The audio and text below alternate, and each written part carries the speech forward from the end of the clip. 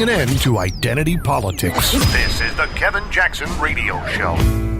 Hey, fellow patriots, you're listening to the Kevin Jackson Show on KJRadio.com. I'm your guest host, Liz Matory. Please follow me at Liz Matory, which is LizMatory. Again, we have to be careful about our young people. Don't forget, the youth have always been manipulated by the left. First time, of course, were the 60s and 70s. I wasn't around for that. Maybe y'all were. And of course, as we can see now.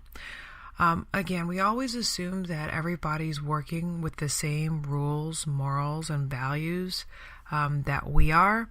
But let's face it, we need to know more about them because, you know, we don't really spend that much time with studying. Maybe you guys have, maybe you haven't. But for me, you know, this whole communist radical stuff technically has been very new. And I have to sort of make sure that I understand what they're dealing with and what we're dealing with because, you know, we have to, all intents and purposes, know our enemy.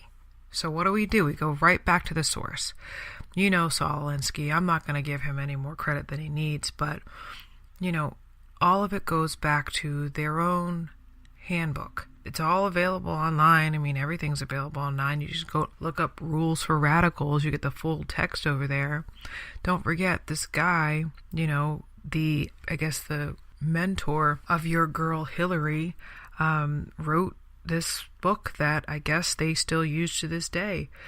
And we have to also remember who they source. So let's listen. It says, lest we forget at least an over-the-shoulder acknowledgement to the very first radical from all our legends, mythology, and history, and who is to know where mythology leaves off and history begins, or which is which, the first radical known to man who rebelled against the establishment and did it so effectively that he at least won his own kingdom, Lucifer. Isn't that crazy? Dude actually referred to Lucifer. And so this guy goes straight to it in his prologue, and he says that what the present generation wants is what all generations have always wanted, meaning a sense of what the world and life are, and a chance to strive for some sort of order. It keeps going on. The young react to their chaotic world in different ways. Some panic and run, rationalizing that the system is going to collapse anyway of its own rut and corruption. And then he goes on. For the real radical, doing his thing is to do the social thing, for and with people, in a world where everything is so interrelated that one feels helpless to know where or how to grab, hold, and act. Defeat sets in. For years, there have been people who found society too overwhelming and have withdrawn, concentrated on doing their own thing. And then he goes on to talk about the organizer and how the organizer works inside the system.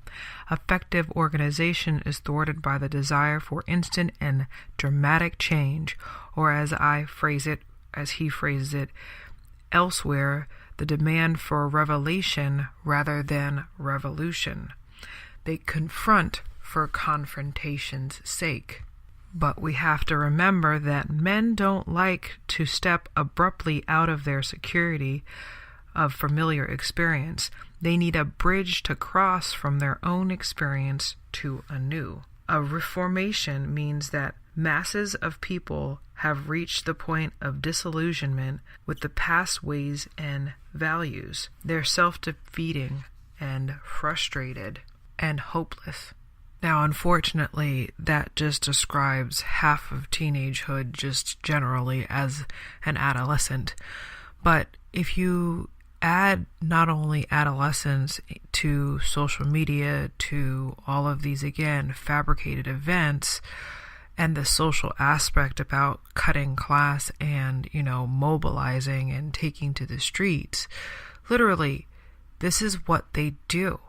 And let's not forget, And the Naked Communists, which I had to look up, they distinctly said to take over the schools, to take over the media, to take over at least one of the parties, to make sure that people question the FBI. All these different things are happening all at once, and it sometimes feels as if it's out of the blue, but it's not out of the blue. It's all by design. This time now, especially after not getting the next 8 years, like they wanted 8 years of Obama, and then they totally planned for the next 8 years to be Hillary Clinton. But without those last 8 years of whatever the heck they were trying to do, perhaps to just destroy our country, destroy our society, dismantle it, I don't know. That was thwarted because we voted for someone that they didn't want. Don't forget, they want to get rid of the Electoral College. Remember, Electoral College protects the diversity, as I said before, of our society. Because we have rural communities that are less populated, but they still have equal footing to a place like New York City and Los Angeles. Kid you not, yeah, between New York City, Los Angeles, and like 2 other states, Hillary Clinton would have won, but you know, and I know for a fact that that's not the rest of the United States. So again, you know, what these people do, they go by any means that they think in order to whatever goal they have. Maybe it is to destroy this country, I don't know, at least to definitely control it, absolutely, in a very totalitarian manner. These are the ways that they do it. They attack the children.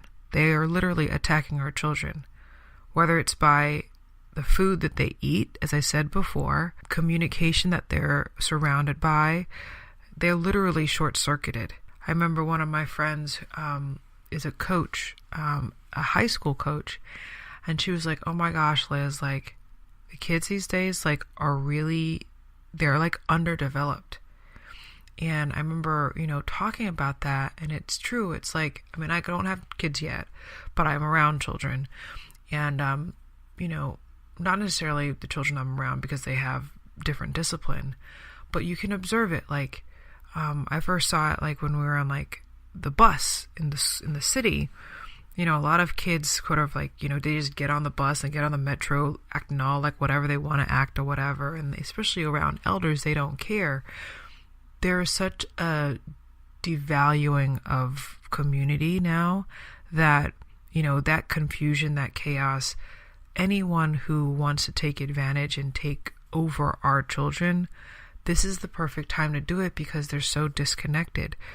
There's, again, stories out there that says that, you know, social media has literally gotten rid of all forms of actual human interaction. Mind you, that's a kind of extreme case, but, you know, Ben Sass was talking about how, you know, the connections that we used to have 7 solid connections. Now we're only down to like 2 or 3.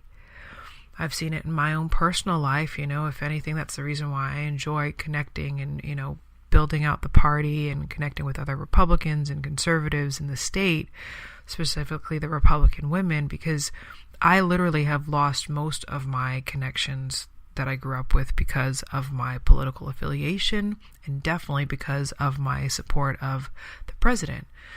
So I do believe that it's better to kind of get offline, and these kids these days, it's so funny that I feel like a curmudgeon, but you know, they don't interact with each other, and it starts at home. You know, how many people, some people put all their cellular devices into a box while they eat dinner so that they at least have dinner time together. We need togetherness, you know, especially for the children who, you know, have issues at home, even if the kids don't have issues at home. The way that our environment is, it's so impersonal and so in your face that we all have to be more mindful of the children that are in our lives, even if they're not our own birth children or, you know, cousins or nephews and nieces.